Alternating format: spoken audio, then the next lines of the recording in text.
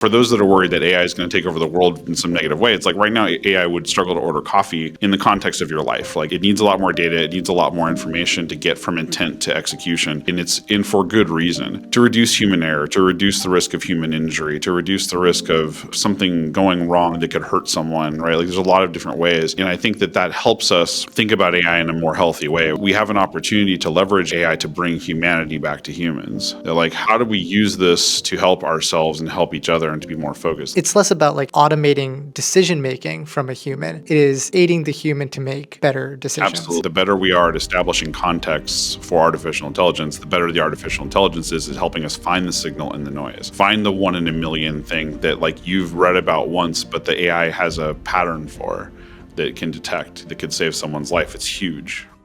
Hello, I'm Anshul, and this is Floating Points, where we talk to leaders who are responsible for driving real business outcomes with AI today. Whether you're an executive thinking about integrating AI, a builder wondering what do companies really think about when adopting AI tools, or just someone who really enjoys real authentic conversations with people who think deeply about what they do, you're in the right place. Today, I'm in my hometown, the beautiful city of San Francisco, to talk to Mike Hamilton, the Chief Information Officer of Cloudflare. Cloudflare is the world's leading connectivity cloud company on a mission to help build a better internet. They do so by empowering organizations to make their employees, applications, and networks faster and more secure everywhere, all while reducing complexity and cost. Their network is within 50 milliseconds of approximately 95% of the internet connected population.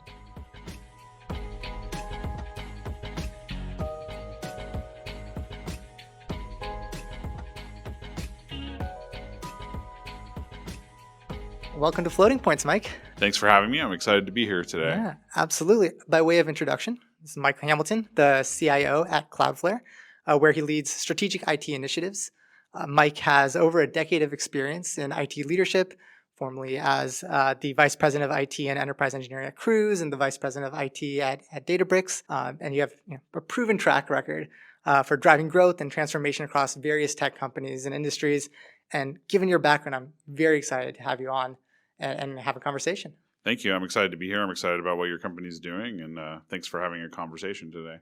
Absolutely. So just to set the scene, we have 11 sections, and in the idea of floating point arithmetic, we'll start it with 1,024 seconds, then 512, and we'll work all the way down to 421. So the bulk of the meat will be in the front, but it's going to get exciting as we go along. Sounds great. So let's dive right in.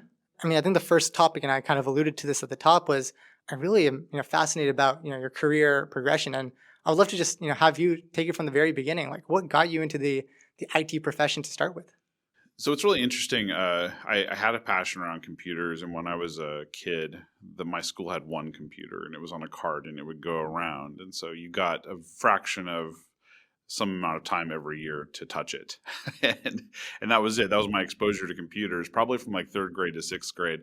And so I was poor, so I didn't have money for a computer. And so I went to computer camp in the 6th grade because at least my parents could afford that, and got into programming. And I was like, oh, wow, this is really neat. And my passion for tech was there.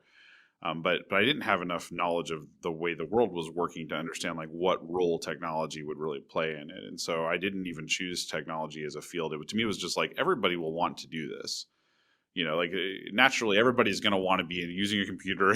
Turns out you're right. Yeah, engaged with technology. So I didn't really think too much about it, and I found a lot of satisfaction from helping people solve problems. So as an example, in high school, I was a teacher's aide for the Career Center, and there was this repetitive task that I figured out how to automate. And so like I ended up doing that for everybody, and nobody ever had to do it again. And again, my naivete is what I reflect on as sort of the funniest part of like, of course everybody's going to figure this out, right? Like this is cool, but that's not really the way the world played out. And my notion for like, how do I make people's lives better with technology was part of what got me into it. And so I was teaching junior college at a private junior college. I started as a general science teacher because I have a bachelor's degree in molecular biology. And I knew Office at the time. And they're like, can you teach Office classes too? I'm like, okay, sure. And then as I get more established in this particular organization, they're like, could you help us with IT? And I'm like, what's IT? At this point, I don't really know what it is. And they're Sure. like, oh, there's this whole discipline around supporting companies as they try to integrate technology into their business. And I was like, wow, this is actually more of a calling. So I think IT kind of found me. Like my passion for tech was always there, but then I had this like the practical way that it would fit into our daily lives wasn't as apparent to me until it started to emerge and until I started to get my feet underneath me. So, it started, and I really started in support. I started just in basic support, which was everything from like network issues to application issues. I mean, if you take a rewind back to the late '90s, email wasn't a thing you had in a job necessarily. And the company I was working for introduced email for the first time. Wow. So quite an interesting evolution for sure.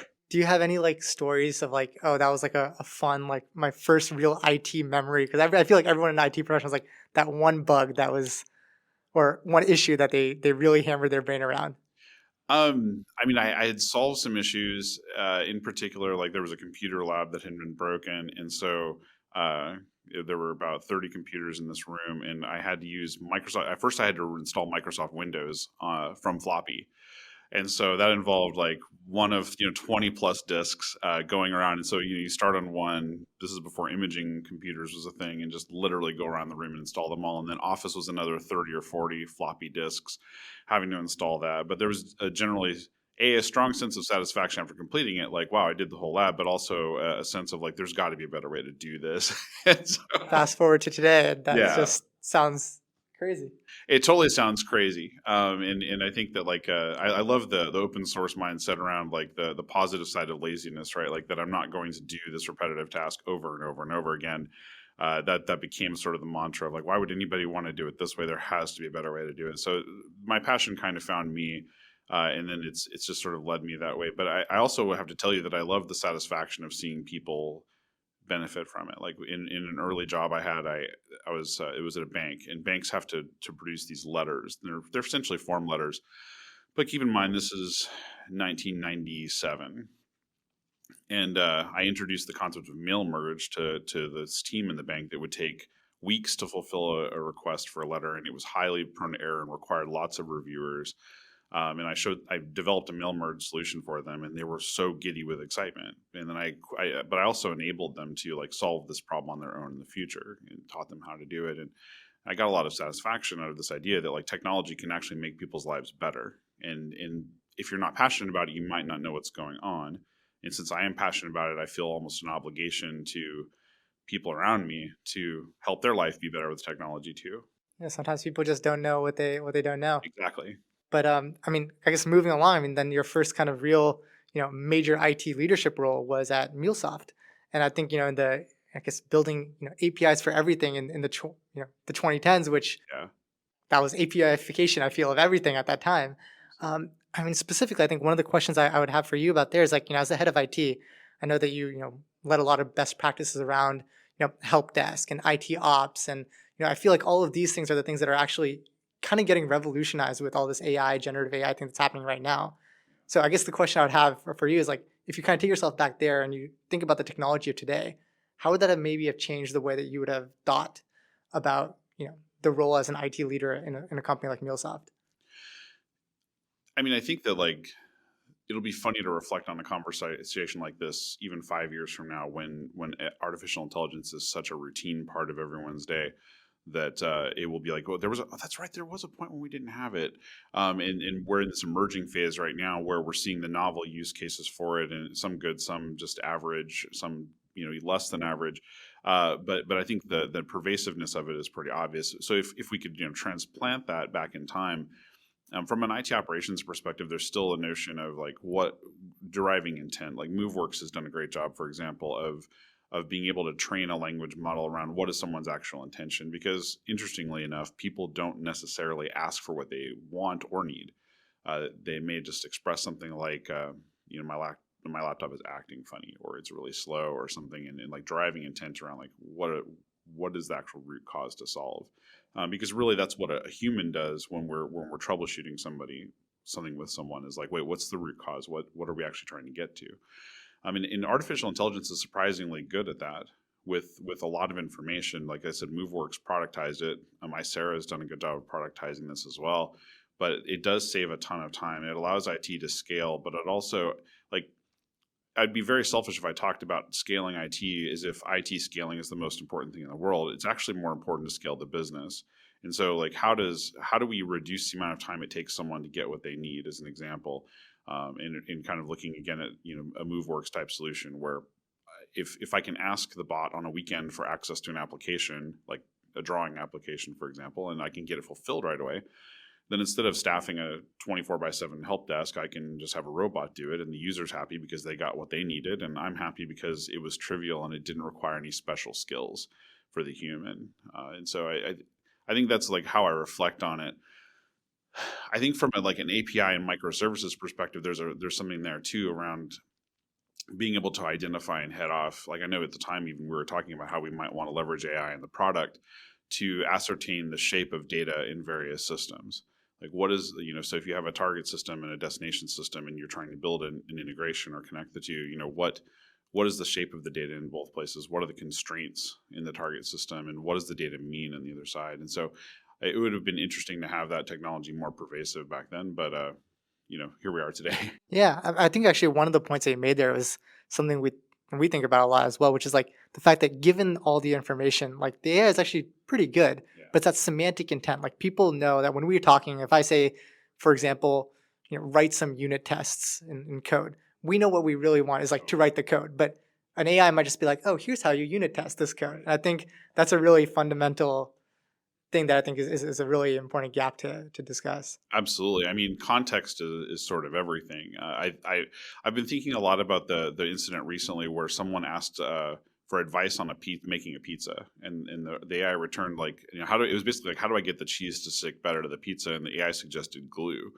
And it's partly because the AI doesn't eat pizza, and so there isn't a context of it, and the language model doesn't have enough adjacency to the experience of eating pizza to know that glue is a bad thing to put in pizza. And no one writes about that on the internet. So if you train on the internet, then how's how's it? So that's a great example. I love that. It's rather funny, right? Yeah, that's awesome. Well, okay, just I guess continuing chronologically, right? I think MuleSoft, the acquisition by Salesforce, you were there, and of course you were still on like the API side, but I noticed that you were also working like on the business intelligence side of things, and I think we were starting to talk about this about the data side and aggregating data, but that is one of the fundamental, I guess, promises of AI, that we can reason about data a lot better.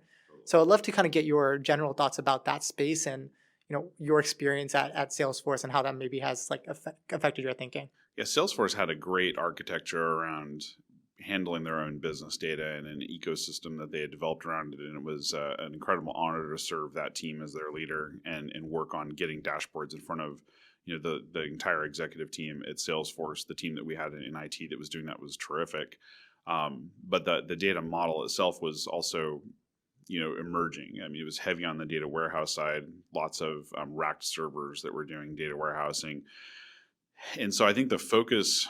It would be hard for the focus to be on insights when the focus really has to be on the dashboard that's in front of someone's face. I like to joke about the Hadoop era as like companies were sold, if you throw all of your data in the data lake, insights will magically appear. Yep. And I know the data scientists that would hear me say that would be like, that's terrible for you to say that. It's like, yeah, but the salespeople did, right? Like everyone purchased a lot of the data warehousing. And so I think with that, like we're in a position now with artificial intelligence where that's actually more of a realistic way to look at it. That the data, the artificial intelligence can get build a context around the data and understand like how the data sort of fits into the relationship with itself, and then what insights it can derive from it. And I think that's really interesting. Salesforce was starting to get an AI. They had Einstein AI at the time. We were leveraging Einstein AI already. I think they were a very early innovator in trying to get artificial intelligence in front of their customers.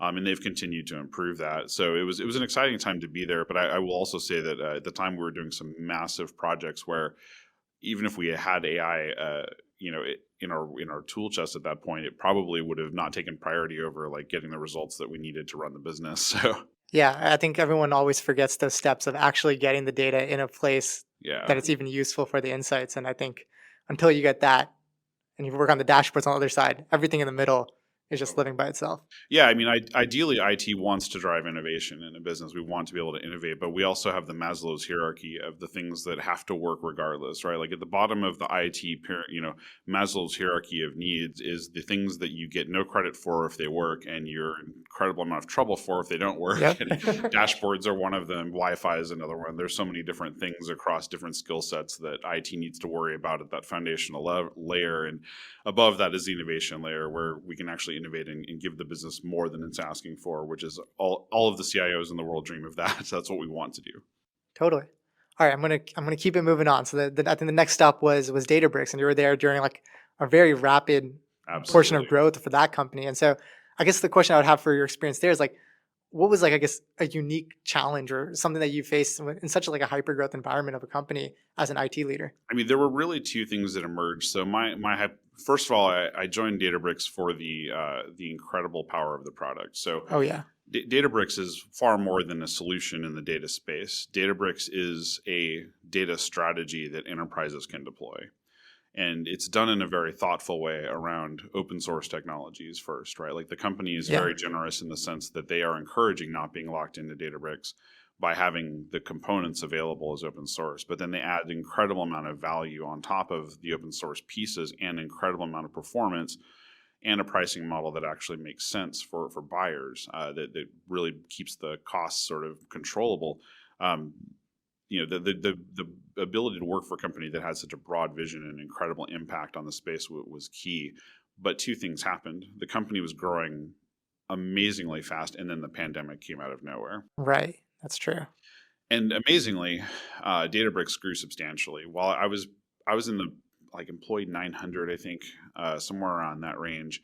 And during the pandemic, by the time we had come out of the pandemic, I had been there longer than something like 95% of the employees. Wow. Because they had grown by that much. And the hiring was shrewd. Like it was shocking, for example, that we were able to grow the company so much during such a period and even get the tech talent. Like a tribute to Ali and his team for being able to recruit this technical talent into the company in one of the most difficult times in human history that we can remember. Totally. With all the uncertainty around that, and still able to grow. But it was an exciting rocket ship to be on, to be sure. But it's also hypergrowth brings its own challenges. I think across the board in hypergrowth companies, the challenge you're facing is that you can't do everything.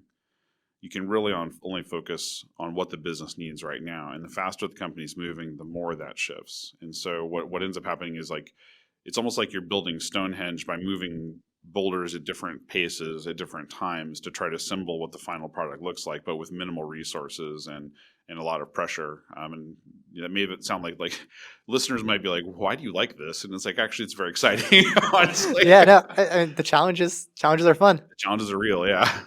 Yeah, I mean, I think just for the first point, lots of respect for Databricks. I mean, I think whenever you have a company built off of open source, you have to solve the open source problem, then you solve the company problem, and that's two things you have to do really well. And it's a lot of respect to that team. Absolutely. And so I think to kind of wrap up the story up to the Cloudflare, which we'll talk about Cloudflare also a little bit later. But I guess the previous stop was at Cruise, and I would love to understand kind of why you made that jump. It was like a 10-year kind of thing of like IT, and then now you're in the robotics hardware world.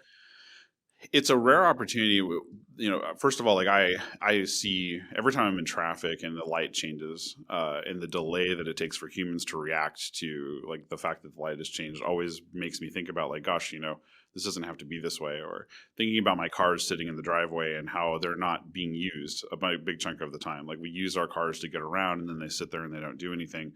And then also thinking about the need for people to have safe transportation, that maybe a driver is even less safe than they'd like to be in terms of personal safety and things like that. And so I was excited to get involved in this massive potential space. The TAM for rideshare alone is something like 5 trillion, I think. It's somewhere between like 3 trillion, 5 trillion. I'm forgetting the specific numbers now because I've been out for a little bit. But there's not a TAM like that anywhere else. Like it's really kind of crazy in tech.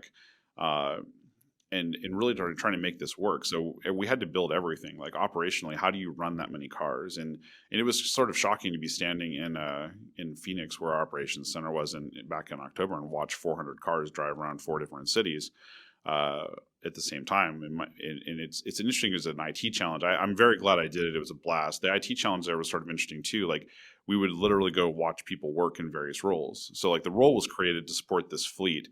And then the role had tools associated with it. And as IT, we would go out and observe people working and figure out like, okay, wait, where's their friction? Like where are they wasting time if they shouldn't have to waste time? And then we'd go back and figure out like, okay, we can do this in Salesforce, or we need to talk to this engineering team about this tool, or how do we make the user experience better? And it was a blast. But I do think that like at the core mission of IT everywhere is how do we make user experience great such that productivity is the focus. One of my lessons that I learned at MuleSoft, I like to characterize it as our CEO is brilliant. He interviewed every candidate up to the last, like up till we were acquired. Greg was an amazing guy. But I would always think that like he wants the Michael Jordan of everything. Like he wants the best of the best. And I feel like a lesson we learned as a company was when you hire the best of the best and then you hand them a shovel, and it's like, okay, now go use the shovel. It's like, well, wait, I'm not able to be my best in this situation. And so we had to learn to like automate away the things that were blocking people from spending their time on what we really wanted to spend their time on. And my role at MuleSoft and my role at Cruise in particular were areas where we were focused entirely on that. How do we remove obstacles for people? How do we get them to work more effectively? What can we do to make people's experience here possible to unlock their full potential? So yeah, it was a great experience at Cruise. And I'm still very bullish on autonomous vehicles, but it seems like the world maybe isn't ready.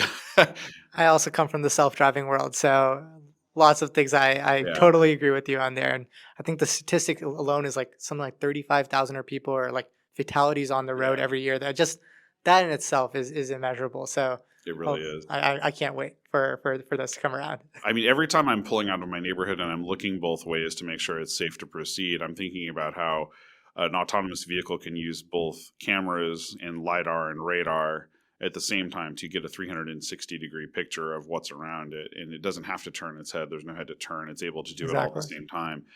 There's potential for them to far exceed it. But the interesting part is that you can picture almost a science fiction-y world of a perfect state where every car is autonomous and you can unlock certain capabilities because every car is autonomous. But we're such a long distance from there that the car has to first learn to live in our world. So we've created this world that's not optimized for autonomous vehicles, and I think it's a harder problem to solve, which means the tech overall is far better by the time we get to the ideal state. Then it is, exactly, totally. All right, well, I think that wraps up the time on this section. Awesome. So we're going to keep moving on. So for this next section, I actually want to I think there was one statement that you made actually in that first section there that I thought was quite interesting, where you said there's some places where AI is going to absolutely help. There's some places where the jury's still out a little, and then there's other places where it might not actually be that helpful. So I guess I want to kind of just use this time to really dive into that. Where do you really see the value of AI coming, not coming? Is it net good, net negative? We're going to have a little debate here. It'll be fun. I love it. I think that I like to start with the question around AI of like, is AI here to stay? Because we've seen, in fact, I went to a talk by someone who worked on Watson through several phases of Watson's evolution. And he explains to the audience why AI didn't take off back then. And now we have all of the pieces in place. We have the compute, we have the network, we have the data, which is really the most important part, is having enough data to have artificial intelligence be effective. But then I think that some of the novelty, like let's start with like what's kind of working against it. Science fiction works a little bit against it in the sense that it's way more fun to write a science fiction story about how AI did something terrible, and it became sentient or whatever. And there's always that, but that's more science fiction than science reality, especially looking at the tools and using the tools. It's like, no one likes to write a story about how a chatbot helped them, answer an IT question. Yeah, or order a taco or anything for that matter, Exactly. right? Like it's really not going to make good stories. So there's the kind of that component, but then like if we get into the component of like where it's the facet of it where it's helpful to everyday life and it becomes something that we sort of get used to, like you can see how the cell phone as handled computer has impacted the way people live, some good, some bad. I think it's a reasonable parallel to talk about AI in a similar way. We think a lot less about interacting with our phone right now. But we do have to think a lot about it in terms of the intent of what we're trying to accomplish. So I have to think about the application. Like if I'm hungry and I can't go anywhere and there's no food. So I'm based on those three criteria, my brain selects an application based on what I know I have, and then that I've configured with my credit card, and then I can go get I can have food brought to me, right? Like that's a practical use case. But think about how much, like, the distance between my intent and the result was really far. I had to think about a lot of things. I had to be cognitively engaged. And so, even though phones have made our lives more accessible from a technology perspective, we're able to access technology more easily. The cognitive load of the barrier of engagement is really, really high. So I think that the biggest value we're going to see initially in the transformative value is something like Siri or Alexa or any voice assistant becoming a lot more useful. Like, I know something about your schedule. I can figure out, like, I would love to be able to say, like, I need coffee, and that the agent knows, okay, you need coffee, but you're also supposed to be someplace in 30 minutes, and so I'm going to find coffee that's on your way. I'm going to order your favorite drink for you and make sure, like, there's a lot to cover there. AI is not covering that yet. So for those that are worried that AI is going to take over the world in some negative way, it's like right now AI would struggle to order coffee in the context of your life. Like, it needs a lot more data. It needs a lot more information to get from intent to execution. And so I think from a consumer perspective, it's like it will become the fabric of our lives, but there's still a lot of ground to cover. When we get into like specific industries, I think that the values, like, it will first of all be pervasive in every industry, from manufacturing to healthcare to everything else. It's going to show up everywhere. It's in for good reason, to reduce human error, to reduce the risk of human injury, to reduce the risk of something going wrong that could hurt someone, right? Like, there's a lot of different ways. And I think that helps us think about AI in a more healthy way, which is like, look, the model can be so focused that it's really designed to detect this type of cancer better and save the doctor the risk of missing a diagnosis. I think a challenge for a doctor is how many cases do you see relative to how many cases are there, and how effectively can we diagnose someone. But just having the artificial intelligence doesn't take the human out of the equation long term, though, because there's still the way that the patient responds to the treatment, and there's still so many other pieces to this. And so I look at AI, and I don't like to paint a dark picture of AI. I think the party with the most data wins. Our CEO has said that, and I think he's absolutely right. But I think that we have an opportunity to leverage AI to bring humanity back to humans. They're like, how do we use this to help ourselves and help each other and to be more focused? Like, in the case of a medical doctor, being able to focus more on the treatment and be less worried about making a mistake that could be a malpractice issue for them, right? So I'm very excited about the way that it engages in everyday life that will make us safer and more effective and hopefully have more enjoyment of life. Yeah, absolutely. So if I was to distill that back to you, it's like really the things are, the data connections aspect. I think that is going to be critical. And the other one, I think, kind of going off the medical example that you had there, it's less about like automating decision making from a human. It is aiding the human to make better decisions. Absolutely. I mean, what computers are amazing at is being able to take lots and lots and lots of information and find the most important piece of it. Like, where's the signal in amongst the noise, right? In fact, I asked a question. I had a bunch of technical folks in a room, and they were turning on a particular problem recently. And so I asked them a very fundamental question. I said, what's the difference between data and information? I mean, nobody came prepared for that test because I didn't ask them to study for it. Oh yeah, no, I'd be stumped. Yeah, it's actually a very old question. It even goes back to early data theory, and the answer is meaning. The difference between data and information is meaning. You can have a lot of data, but what we're really looking for is meaning, and that's what computers are good at, actually, especially when they have a context to apply it to. So the better we are at establishing contexts for artificial intelligence, the better the artificial intelligence is at helping us find the signal in the noise. Find the 1 in a million thing that, like, you've read about once, but the AI has a pattern for that it can detect that could save someone's life. It's huge, right? It's unstoppably huge. It's all information theory back in the day. It totally If is. all the data looks exactly the same, you have no information. Exactly. That's a really fun way to look at it. So overall, like, where do you think, I guess in the, say, next like 1-2 years, we're going to really see like an AI kind of in a daily workflow? Because I think we're still in the early days there. We're already seeing it so much. I think like Google and Microsoft are showing us an example of this through their Office applications, right? That It's helping me format something. And I think that, like, the blank page problem will be something people forget about. I face the blank page problem all the time. In fact, I went to a speaking coach and she helped me with some public speaking projects, and she would never let me use a presentation tool.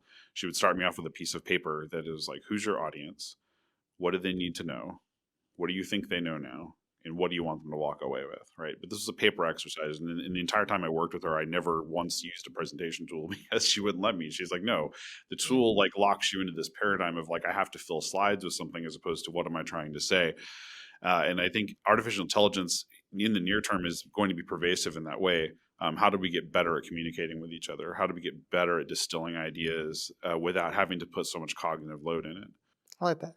I like that a lot. Well, it's always, the line between AI hype and AI reality is always a fun one to walk. It really is.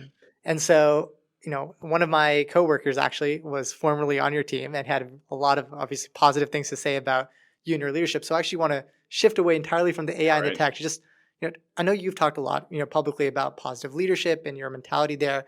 I'd love to understand a little bit of kind of your leadership philosophy, and kind of just dive a little into that. Absolutely. So if I were trying to recruit you in for a role, and I think you're the best candidate that I can possibly find, and I were to tell you, I'm excited to have you join my team because I want to unlock your potential for making this place amazing, for solving really hard problems and doing a really good job at it. I want you to reflect on your work and as one of the best memories of things that you're proud of while you're working for my team. And how would you feel about that job opportunity? A little mixed. Okay. It sounds exciting, Yeah. for sure. All right. And what doesn't? I think like it's kind of all like the incentive, like how am I going to grow? How am Yeah. I going to improve? So like it's really interesting. I'll put it into a metaphor instead. So imagine that there are two neighbors who decide to plant a garden in their backyard. They both go to the same hardware store and they buy all the same plants. And they want tomatoes and cucumbers and et cetera. And so one neighbor goes and they plant all the plants in one place, and then they walk outside a week later and they're like, God, these plants are just not performing. Didn't water it. Right. And that is what it is. And then the other neighbor, one week they look like, this plant's not performing, but I looked that up and it has too much sun. Actually, I need to find a better place to put this, right? Like I'm always a little bit shocked to encounter leaders who blame the team, blame the resources. Like, why aren't these plants producing? Why aren't these people producing? Why aren't they growing? Without any feeling of connection to like, what do you have? What can you do about it? So a lot of my philosophy revolves around the idea that really, as a leader, my goal is to unlock human potential. How much can I give you an environment where you're doing work that you're excited about, that you find meaning in, and that will give you the best memories of your life? I did the best work of my life when I worked on Mike's team. That's really the thing that I start with. And there's a lot that goes into that from a human psychology perspective in terms of like, how do you give people the safe space to operate? You'll hear in many different ways the following principle expressed over beers and things like that. Well, this company has this value of like, we want you to be an owner and we want you to speak up. How many times have you heard that? Every company. Everybody says these things, right? And yet we often don't get what we want. So given another, like a sub example of that, if the principle of the company is I want you to act like an owner and I want you to tell me when something's wrong, and I see you and I say, hey, is this going to be ready on Friday? All right, so what have I done to you here? Well, I've put you in a really awkward situation. First of all, there's the neuroscience of if I disagree with you, or if I say something that disagrees with your perspective, your body goes into fight or flight, even just based on an idea. Yep. But also because I'm your boss, you may in fact be going into fight or flight because I'm your boss. It's just a power difference. It's the worst. The power dynamic's terrible. So I've given you a yes or no question, and you surmise that you know what the answer needs to be, and so you're likely to answer me. Now, suppose my intent though is genuinely like I really just want to know if we're safe to launch on Friday. Well, I've asked you the question wrong, and there are little micro changes in the way that leaders have to function to unlock people to actually be collaborative and not go into fight or flight, to not go into this mode. So, different example of a different way to ask the same question would be, how do we know we're ready for Friday? And it brings people into more of a detective mode. We're like, wait, how do we know we're ready on Friday? And then it becomes a discussion. And it allows me to unlock a discussion instead of mandating a timeline, which I think is very different. Right. It's like being in the boat with them, right? It's the Exactly. classic, even in the world of sales to some degree, right? You want to be in the boat with the customer so that you both find a shared. Exactly. And there's an excellent book on it. It's called Leadership is Language. L. David Marquette is the author. I love it. And he sets up real world examples from things that have transcripts, disasters that have transcripts, where he's able to demonstrate that like the principle of the company was show ownership and speak up, but every word out of the manager's mouth beyond that point was cutting off conversation, cutting off collaboration. And I think that there's this principle in the tech world of like the skills that got you to be a really great individual contributor aren't the same skills you need as a leader. Absolutely. But so often people are thrown into the deep end of the pool in the name of their own career progression, which like we want to progress our careers, we want to be better, but the responsibility of a leader changes. Your success comes from your team, and the question really does become, how do I unlock their best capabilities? How do I unlock where they are? So that's at the core of my philosophy. I spend most of my time thinking about how to do that. I really like this idea of just rephrasing, because you might have all the best intents, but just rephrasing it to actually come across with that intent. Exactly. That's great. All right. Well, we're going to keep moving on. Things are going to start getting A little faster and now, faster. okay. I want this next section really about Cloudflare, because that's something that we just haven't really talked about yet. And I know, Cloudflare is, positioning itself in the world of AI. I've seen the announcements around workflow AI. I would love to just hear from you. How is, Cloudflare, with the availability of its data really close to users, how is it positioning itself? So yeah, like being close to users, we are, about 30 milliseconds from any set of eyeballs on the planet, which is incredible. And we have a globally distributed network where you can run serverless applications as an example. So Cloudflare is far beyond the CDN and the WAF and sort of the security picture now. Now, looking back through the past, though, however, we are leveraging artificial intelligence to do that sort of internet weather analysis and threat analysis to make sure that our customers are safe. About 30% of the traffic on the internet runs through Cloudflare, and we have both a responsibility and an obligation to like make the world a better place. That's really how we operate. We give free services to those who might be attacked because of what they're saying, to make sure that they can still continue to have a voice without being silenced by someone who has the ability to try to take them down. But on the enterprise side, when you think about, like, I like to describe it as a better version of the internet on top of the internet is one way to think about it, or like all of the comfort and safety of your company's intranet only running on top of the internet. Because the way we've worked zero trust into the other pieces of our portfolio allows you to really have the pieces that you need. And in particular with AI, Workers AI is a way to unlock using serverless with AI models to be able to build custom applications for your company. And then you can put all of the great zero trust technology that we have in that as well. So you can make sure that only the right people are getting access to your information internal to your business, but you're also getting, all of the speed and the performance and protection that we're giving you as well. So Cloudflare is an incredible company. Our technology stack is unbelievable. The talent here is quite incredible. And the way we productize things is just amazing, because we have a lot of passion for our customers and them being successful, but also for really delivering the results that they've come to trust us for. Yeah, absolutely. I think I might have misspoken to the workflow AI instead of workers AI, but absolutely. Yeah. I think the fact that 30% of the internet actually goes through Cloudflare, that's actually a statistic I was not aware of, but that is phenomenal scale. Yeah, it's a really phenomenal scale. We're at 317 points of entry around the world. We have a server stack that runs our product line basically, and it gives just the same level of performance everywhere. So when you deploy a serverless application, you're not deploying to an availability zone like you are in other solutions. You're actually deploying to the planet Earth. Yeah, that's exciting. It really is. Anything at planet Earth scale is great. It's amazing. All right. We're gonna now get into the rapid fire round. All right. These are like minute, sub-minute. It's gonna get fun. All right. So you mentioned one book earlier, but I really want to ask you, what is your favorite book? My favorite book is A More Beautiful Question by Warren Berger. Okay. He says basically the premise of the book is information is free. So with the invention of the internet and Wikipedia and things like that, the internet is information and knowledge is essentially free. But the power comes from inquisition. Like asking really good questions. And there's a technique laid out in the book that I love called question storming. In fact, I used it with a team once. They needed to run a POC, and I said, okay, they were struggling to come up with like the scope of the POC, and so I said, hey, what questions do you have to be able to answer to know you were successful with this POC? And that was a completely different direction for the conversation, but it did unlock the scope, because then it's like, wait, before that, engineers were telling me what they knew about the particular space, but they weren't figuring out what questions they needed to answer. And everybody became a lot more unified on what they didn't know once it became more clear that, like, if I can post a question on a board that I don't know the answer to, clearly it's one we might need to answer. And the process is really interesting, by the way. It's like, what questions do we need to answer? Which ones can we answer? And then how do we answer them? right? So it's a 3-step process. But I love the book. It's an inspiring book as well. There's so many stories about philanthropy and things in it, but it's an excellent book, and it's really a paradigm shift that I use every day. I'm a parent, like I use that with my parenting style. Like I use it to challenge myself. There's a pattern so far about framing the words and the questions in the right way, which I think is a great takeaway. All right, we're going to keep it moving. What is the first thing that you tried with ChatGPT? That was obviously the moment where I think a lot of people first realize, oh shoot, generative AI might really be real. Do you remember the first thing you tried? I do.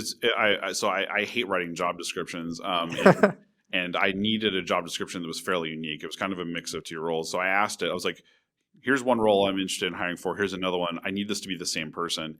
And it did I will tongue in cheek tell you, I would say it was about the writing quality of an 8th grader. But it was way better than a blank page. And it was exactly. I was impressed at how it had pulled from so many different places, because to do this manual, I would go to each individual thing and start to pick and cherry pick the pieces I wanted. And it's very inefficient. And this was so fast that it was like having a really competent research associate give me the results within seconds of asking. So I became a fan right away. Yeah, I mean, this comes back to you get the data in, and then the AI is able to synthesize. All right. We've discussed, before, so far that, there are real challenges for AI in the context of the real world, especially around, I think, privacy, and data security. I know we were talking about this offline. Yeah. Where is, an example where you believe AI should not be used? Certainly, I worry about anything to do with parole hearings or the courtroom or something where the data is naturally biased. So I think in the space of criminal justice, there's a lot of risk around the data being biased. And I think we have to be careful. And back to my we need to work on making humanity better for humans. I think that's part of where we need to be cautious with AI. Let's free up people's cognitive focus to be able to do what's right by the humans, and not rely on it to be lazy. Yeah, I wish we had more time to talk about bias, but we're going to keep moving. We're down to 8 seconds. 8 seconds. I know you're an avid coffee enthusiast, yep. And I know you roast your own coffee beans. So I have to just ask you, what's the current top blend that you're looking at? So far, I've been really hooked on Kenya, beans from Kenya. Okay. They all come from single farms in Kenya, but there's something about beans from there that are just amazing. Phenomenal. All right, 4 seconds. I always love to ask this question. Who's another leader in technology that you usually respect their thoughts around that maybe we should even get on floating points? Arvind Jain is my hero right now. Of course. The founder of Glean. Yeah. I've spent a little bit of time with him recently. He's awesome. You should totally have him. Yeah, absolutely. As I mentioned before, we were both coming from the self-driving world, and I wanted to ask it back then, but I'll use it for the 2-second question. How many years until you think we're going to get a decently widespread rollout of self-driving cars? I think it's 10 to 15 right now. 10 to 15? All right. You heard it here. We have the receipts. And the 1-second question, what's your favorite AI tool today? It's probably Glean, actually. Awesome. Yeah. Great. Well, we got Glean got a nice little shout out at the end, but that's a wrap. Mike, thanks for joining Floating Points. I really enjoyed this conversation, and I hope everyone can go check out Cloudflare and learn more about the company. Please do, and hit me up if you need anything. Awesome. Thank you. Thanks, Mike.